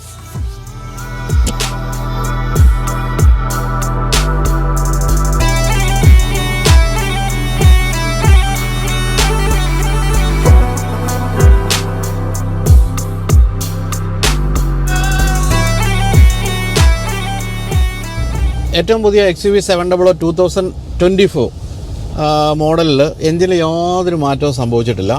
നമ്മൾ ഇത്രയും കാലം കണ്ടുവന്നിരുന്ന അതേ പെട്രോൾ അതേ ഡീസൽ എഞ്ചിനുകൾ തന്നെയാണ് ഇതിലുള്ളത്. അതുകൊണ്ട് തന്നെ ഡ്രൈവബിലിറ്റിയിലൊന്നും യാതൊരു മാറ്റവും സംഭവിച്ചിട്ടില്ല. ഏറ്റവും അമേസിംഗ് ആയിട്ടുള്ള കാര്യം, ഈ വാഹനത്തിൻ്റെ പെട്രോൾ എഞ്ചിനും ഡീസൽ എഞ്ചിനും, ഇപ്പോൾ നമ്മൾ ഓടിക്കുന്ന ഡീസൽ ഓട്ടോമാറ്റിക്കാണ്, പക്ഷേ ഞാനത് രണ്ടും ഓടിച്ചിട്ടുള്ളതുകൊണ്ട് രണ്ടിനും ഒരേ തരത്തിലുള്ള റിഫൈൻമെൻറ്റ് ഉണ്ടെന്നുള്ള കാര്യമാണ്. മഹീന്ദ്രയുടെ എഞ്ചിനുകൾ പണ്ടേ നമുക്കറിയാമല്ലോ, പണ്ടത്തെ വാഹനങ്ങളിൽ മറ്റ് പല പ്രശ്നങ്ങളും ഉണ്ടായിരുന്നെങ്കിലും എഞ്ചിനുകളുടെ കാര്യത്തിൽ ടാറ്റ ആയാലും മഹീന്ദ്ര ആയാലും ഒരു കാലത്ത് മോശമായിരുന്നില്ല. ഈ വാഹനത്തിൻ്റെ കാര്യത്തിൽ ഏറ്റവും പുതിയ ടെക്നോളജി വന്നപ്പോൾ അങ്ങേയറ്റം റിഫൈൻഡാണ്, അങ്ങേയറ്റം സ്മൂത്താണ്. അതുപോലെ ഗിയർ ഷിഫ്റ്റുകളൊക്കെയാണ് വളരെ സ്ലീക്കാണ്. അങ്ങനെ ഒരു തകർപ്പൻ യാത്രാ അനുഭവം അല്ലെങ്കിൽ ഡ്രൈവിംഗ് അനുഭവമാണ് ഈ വാഹനം തരുന്നത്. പിന്നെ സാമാന്യം വലിയ ഒരു വാഹനമാണെങ്കിൽ പോലും ഒരു ചെറിയ വാഹനം ഓടിക്കുന്ന രീതിയിലുള്ള കൺട്രോളുകളൊക്കെയാണ് ഈ വാഹനത്തിൻ്റെ. സീറ്റിംഗ് ഹൈറ്റൊക്കെ നമുക്ക് എങ്ങനെ വേണമെങ്കിലും ഉയർത്താം. അത് പറഞ്ഞപ്പോഴാണ് ഓർത്തത് താന്നാണ് ഇരിക്കുക എന്നുള്ള കാര്യം. അതുപോലെ തന്നെ ഞാൻ പറഞ്ഞില്ല, ബാക്കിൽ സീറ്റിൻ്റെ ബാക്കിൽ ഒരു ഉണ്ട വേണമെങ്കിൽ നടുവിനൊരു സപ്പോർട്ടായിട്ട് വരാം. അത്തരം കാര്യങ്ങളെല്ലാം ഓക്കെയാണ്.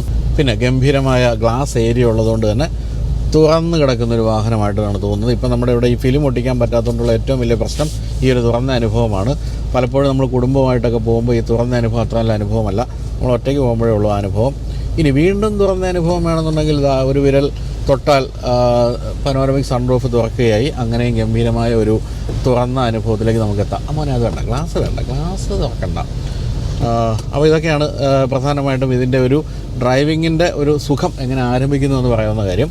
അപ്പോൾ സീറ്റിംഗ് പൊസിഷനും സ്റ്റിയറിങ്ങിൻ്റെ പൊസിഷനും ഒക്കെ വേണമെങ്കിൽ നമുക്ക് ചെറുതായിട്ടൊക്കെ ഒന്ന് ഹൈറ്റൊക്കെ കൂട്ടി അഡ്ജസ്റ്റ് ചെയ്ത് അങ്ങ് ഓടിച്ചു തുടങ്ങാം. സസ്പെൻഷൻ ആയാലും അതുപോലെ തന്നെ ground clearance 200 millimetre ground clearance എന്നുള്ളത് അതെല്ലാം തന്നെ ഇന്ത്യൻ റോഡുകൾക്ക് ഏറ്റവും പറ്റുന്ന രീതിയിലാണ് കൊടുത്തിരിക്കുന്നത്. ഈ വാഹനത്തിൻ്റെ കാര്യത്തിൽ ഇപ്പോൾ നമ്മൾ പറഞ്ഞല്ലോ, ഏറ്റവും പുതുതായിട്ട് വന്നിരിക്കുന്ന കാര്യങ്ങൾ പ്രധാനമായിട്ടും നമുക്ക് ഡ്രൈവേഴ്സിനെ കാര്യമായ രീതിയിൽ സഹായിക്കുന്ന രീതിയിലുള്ള അലേർട്ടുകളും അതുപോലെ തന്നെ വാഹനത്തിൻ്റെ മെക്കാനിക്കലി പോലും മനസ്സിലാക്കുന്ന രീതിയിലുള്ള സോഫ്റ്റ്വെയറുകൾ, അങ്ങനെയുള്ള പല കാര്യങ്ങളൊക്കെ കൊടുത്തിട്ടുണ്ട്. എങ്കിൽ പോലും എനിക്ക് ഈ വാഹനത്തിൻ്റെ ഏറ്റവും ഇഷ്ടപ്പെട്ട ഒരു കാര്യമെന്ന് പറയുന്നത് ഇതിൻ്റെ നിർമ്മാണ നിലവാരമാണ്. നല്ല വെയിറ്റുള്ള വാഹനമാണ്, നല്ല റോഡ് ഗ്രിപ്പാണ്. 7 പേരൊക്കെ ഇരുന്ന് കഴിഞ്ഞാൽ സുഖമായ യാത്രയാണ്. അപ്പം ബൂട്ട് സ്പേസ് കുറവായതുകൊണ്ട് സാധനങ്ങൾ കയറ്റാൻ അത്രയും സ്പേസ് ഉണ്ടാവുകയില്ല എന്ന് മാത്രമേ ഉള്ളൂ. എന്നാൽ 5 പേര് സുഖമായി സഞ്ചരിക്കുകയും ഇഷ്ടംപോലെ സാധനങ്ങൾ കയറ്റുകയും ചെയ്യുന്നൊരു വാഹനമാണ്. എപ്പോഴും ഞാനിങ്ങനെ വിചാരിക്കുന്ന ഒരു ഇന്ത്യൻ വാഹനമാണല്ലോ എന്നുള്ളൊരു സന്തോഷം തീർച്ചയായിട്ടും ഇത്തരം വാഹനങ്ങൾ ഓടിക്കുമ്പോൾ നമുക്കുണ്ട്. അത് മഹീന്ദ്രയുടെ പുതിയ സ്കോർപിയോ എന്നായാലും പുതിയ താറായാലും എല്ലാം തന്നെ ആ തരത്തിൽ ഒരു അന്തർദേശീയ നിലവാരം കാത്തു സൂക്ഷിക്കുന്നുണ്ടെന്നുള്ള യാതൊരു സംശയവുമില്ല. അപ്പോൾ നമ്മളിപ്പോൾ ഓടിച്ചുകൊണ്ടിരിക്കുന്ന ഡീസൽ എഞ്ചിൻ മോഡലാണെന്ന് പറഞ്ഞല്ലോ, അതിൻ്റെ ഓട്ടോമാറ്റിക് മോഡലാണ്. 2.2 ലിറ്റർ ടർബോ ഡീസൽ എഞ്ചിനാണ് ഈ വാഹനത്തിൽ കൊടുത്തിരിക്കുന്നത്. പക്ഷേ ഈ ഒരു എഞ്ചിനിൽ തന്നെ 2 പവർ ഔട്ട്പുട്ട്സ് ഉണ്ട്. അതായത് ബേസ് മോഡലിൽ 153 BHP ആണ് മാക്സിമം പവർ കിട്ടുന്നത്, 360 ന്യൂട്ടൺ മീറ്ററാണ് മാക്സിമം ടോർക്കെങ്കിൽ ഉയർന്ന വേരിയൻറ്റുകളിൽ ഈ എഞ്ചിൻ 182 BHP 182 BHP ആകും, 420 ന്യൂട്ടൺ മീറ്റർ ആകും മാനുവലിൻ്റെ ടോർക്ക്. പക്ഷേ നമ്മളിപ്പോൾ ഓടിക്കുന്ന ഓട്ടോമാറ്റിക്കിന് 450 ന്യൂട്ടൺ മീറ്ററുമാകും ടോർക്ക്. പെട്രോൾ വേരിയൻ്റ് ആണെങ്കിൽ 2 ലിറ്റർ പെട്രോൾ ടർബോ പെട്രോൾ എഞ്ചിനാണ് കൊടുത്തിരിക്കുന്നത്. 197 BHP ആണ്, 380 ന്യൂട്ടൺ മീറ്ററാണ് ടോർക്ക്. ഇത് രണ്ടും കാണുമ്പോൾ നമുക്ക് പ്രധാനമായിട്ട് മനസ്സിലാക്കാവുന്ന കാര്യം എന്താണെന്ന് ചോദിച്ചാൽ, ഈ ഒരു സെഗ്മെൻറ്റിലെ ഏറ്റവും പവർഫുൾ എഞ്ചിനുകളാണ് ഈ 2 ഡീസലായാലും പെട്രോൾ ആയാലും എന്നുള്ള കാര്യമാണ്. തന്നെയുമല്ല, ഈ സെഗ്മെൻറ്റിലെ മറ്റ് പല വാഹനങ്ങളും ഫിയറ്റിൻ്റെ മൾട്ടിജെൻ്റ് 2 ലിറ്റർ എഞ്ചിനൊക്കെ ഉപയോഗിക്കുമ്പോൾ ഇത് മഹീന്ദ്രയുടെ സ്വന്തം എഞ്ചിനാണ് എന്നുള്ളൊരു പ്രത്യേകത കൂടിയുണ്ട്. ഓടിക്കാൻ ഏറ്റവും രസമുള്ളത് സ്വാഭാവികമായും 2 ലിറ്റർ ടർബോ പെട്രോൾ എഞ്ചിനായിരിക്കും. ഏതാണ്ട് 200 BHPക്ക് അടുത്ത് പവർ ഉണ്ടല്ലോ. പക്ഷേ നമ്മളിപ്പോൾ ഓടിക്കുന്ന എഞ്ചിനെ പറ്റിയാണല്ലോ നമ്മൾ കൂടുതൽ പറയേണ്ടത്. ഇപ്പോൾ പെട്രോൾ എഞ്ചിനിൽ ഡ്രൈവ് മോഡുകളില്ലെങ്കിൽ ഇതിൽ ഡ്രൈവ് മോഡുകൾ ഉണ്ടെന്നുള്ളതാണ് രസകരമായ കാര്യം. സിപ്പ്, സാപ്പ്, സൂം എന്നൊക്കെ പറയുന്ന ഞെട്ടിക്കുന്ന പേരുകളാണ് കൊടുത്തിരിക്കുന്നത്.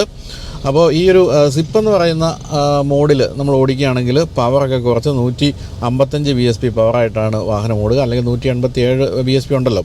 അപ്പോൾ എന്താ വെച്ചാൽ അപ്പോൾ മൈലേജ് കൂടുതൽ കിട്ടാവുന്നൊരവസ്ഥയാണുള്ളത്. പക്ഷേ ഈ സാപ്പ്, സൂം എന്ന് പറയുന്ന 2 ഡ്രൈവ് മോഡുകളിൽ 185 BHP ആയിട്ട് അത് മാക്സിമം പവർ തന്നെ ലഭിക്കുന്നുണ്ട്. സൂം എന്ന് പറയുന്ന ആ ഒരു ഡ്രൈവ് മോഡിൽ വളരെ ഷാർപ്പായിട്ടുള്ള ത്രോട്ടിൽ റെസ്പോൺസാണ് കിട്ടുന്നത്. അപ്പോൾ ഇതിൻ്റെ പെർഫോമൻസ് നോക്കുകയാണെങ്കിൽ 100 കിലോമീറ്റർ വേഗത എടുക്കാൻ വേണ്ടി 10.34 സെക്കൻഡാണ് ഓട്ടോമാറ്റിക് മോഡലിന് വേണ്ടി വരുന്നത്. വളരെ ചെറിയൊരു ഇനിഷ്യലാഗ് തീർച്ചയായിട്ടും ഉണ്ട്. ഒരു 1400 RPM ഒക്കെ ആകുമ്പോഴത്തേക്കും അതെല്ലാം അപ്രത്യക്ഷമാവുന്നു. പിന്നെ ഒരു 4000 RPM വരെ ഈ ഒരു ഡീസൽ എഞ്ചിൻ്റെ ആ ഒരു കുതിപ്പ് നമുക്ക് അനുഭവിച്ചറിയാൻ കഴിയുന്നുണ്ട്. 6 സ്പീഡ് ഓട്ടോമാറ്റിക് ഗിയർ ബോക്സാണ് ഇതിൽ കൊടുത്തിരിക്കുന്നത്. ടോർക്ക് കൺവേർട്ടറാണ്. 6 സ്പീഡ് മാനുവലുമാണ്. മാനുവൽ മോഡലിൽ 6 സ്പീഡ് മാനുവലുമാണ് കൊടുത്തിരിക്കുന്നത്. ഇലക്ട്രിക് പവർ സ്റ്റിയറിംഗ് ഉൾപ്പെടെയുള്ള കാര്യങ്ങളെല്ലാം വളരെ ഷാർപ്പാണ്. ഗിയർ ഷിഫ്റ്റുകൾ വളരെ സ്ലീക്കാണ്. വളരെയധികം ആത്മവിശ്വാസം തരുന്ന ഒരു വാഹനമെന്ന് തന്നെയാണ് പറയേണ്ടത്. സേഫ്റ്റിയിലേക്ക് പോവുകയാണെങ്കിൽ അഡാസ് പാക്കേജ് ഉൾപ്പെടെയുള്ള കാര്യങ്ങളെല്ലാം കൊടുത്തിട്ടുണ്ട്. അതിൽ forward collision warning, autonomous emergency braking, അതുപോലെ adaptive cruise control, smart pilot assist അല്ലെങ്കിൽ ട്രാഫിക് അസിസ്റ്റ്, അത്തരം എല്ലാ കാര്യങ്ങളും കൊടുത്തിട്ടുണ്ട്. ലെയിൻ കീപ്പ് അസിസ്റ്റ് കൊടുത്തിട്ടുണ്ട്. അതുകൊണ്ട് തന്നെ അഡാസിൻ്റെ പാക്കേജ് എല്ലാം വളരെ പക്കയാണ് എന്നാണ് പറയേണ്ടത്. അതുപോലെ ഡ്രൈവർക്ക് ഒരു അല്പം ക്ഷീണം തോന്നുന്നുണ്ടെങ്കിൽ അത് വാഹനം മനസ്സിലാക്കുന്ന രീതിയിലുള്ള കാര്യമുണ്ട്. പിന്നെ ഹൈ ബീം അസിസ്റ്റ് ഉണ്ട്.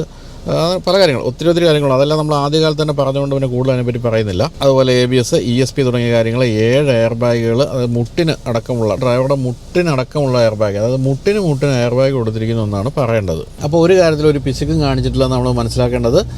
തന്നെയുമല്ല, ഇപ്പോൾ അല്പം പൈസ കുറവാണ് കയ്യിലെങ്കിൽ നമുക്കൊരല്പം പവർ കുറഞ്ഞ വാഹനം വാങ്ങിക്കാമെന്നുള്ള രീതിയിലുള്ള വ്യത്യാസങ്ങളൊക്കെ കൊടുത്തിട്ടുണ്ട്. അതെല്ലാം തീർച്ചയായിട്ടും ഒരു വൈഡറായിട്ടുള്ള കസ്റ്റമേഴ്സിലേക്ക് വാഹനത്തെ എത്തിക്കുമെന്നുള്ളൊരു സംശയമില്ല.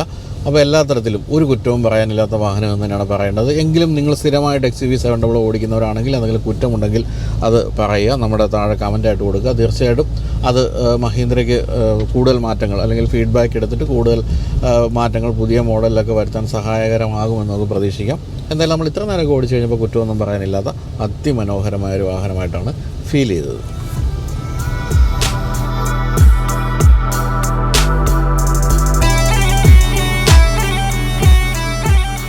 അപ്പോൾ പുതിയ XUV 700 2024 മോഡലിൻ്റെ വില ഞാൻ പറഞ്ഞല്ലോ, 14 തൊട്ട് 24 ലക്ഷം രൂപ വരെയാണെന്നുള്ള കാര്യം.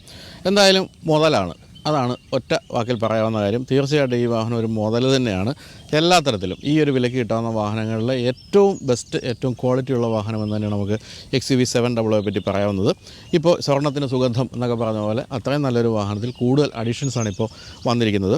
എല്ലാ തരത്തിലും നമ്മളിപ്പോൾ ഫീച്ചേഴ്സ് നോക്കിയാലും, സേഫ്റ്റി ഫീച്ചേഴ്സ് നോക്കിയാലും, കാണാനുള്ള ഭംഗി നോക്കിയാലും, ബിൽഡ് ക്വാളിറ്റി നോക്കിയാലും, എല്ലാ തരത്തിലും ഏതൊരു ലോക നിലവാരമുള്ള വാഹനത്തെയും തോൽപ്പിക്കുന്ന രീതിയിലാണ് XUV 700 വന്നിരിക്കുന്നതെന്നാണ് പറയേണ്ടത്. അപ്പോൾ ബുക്ക് ചെയ്ത് കാത്തിരിക്കുന്നവർ ഒട്ടും നിരാശപ്പെടേണ്ട. പുതിയ മോഡൽ നിങ്ങൾക്ക് തീർച്ചയായിട്ടും പഴയതിനേക്കാളും യോജിക്കുമെന്നുള്ള കാര്യം സംശയമില്ല. പിന്നെ ഏതൊരു നല്ല കാര്യത്തിനും കാത്തിരിപ്പ് ആവശ്യമാണല്ലോ. അതുകൊണ്ട് തന്നെ ദീർഘകാലം ബുക്ക് ചെയ്ത് കാത്തിരുന്നാലും നിരാശപ്പെടരുതെന്നാണ് ഞാനിപ്പോൾ പറഞ്ഞു വന്നത്. അപ്പോൾ എനിക്ക് ഏറ്റവും ഇഷ്ടപ്പെട്ട ബ്ലാക്ക് നിറത്തിൽ വന്നിരിക്കുന്ന XUV 700 എല്ലാവിധ ഭാവുകങ്ങളും നേർന്നുകൊണ്ട് ബൈ പറയട്ടെ. അപ്പോൾ ബൈ. വീഡിയോ ആണ് എല്ലാവർക്കും നന്ദി.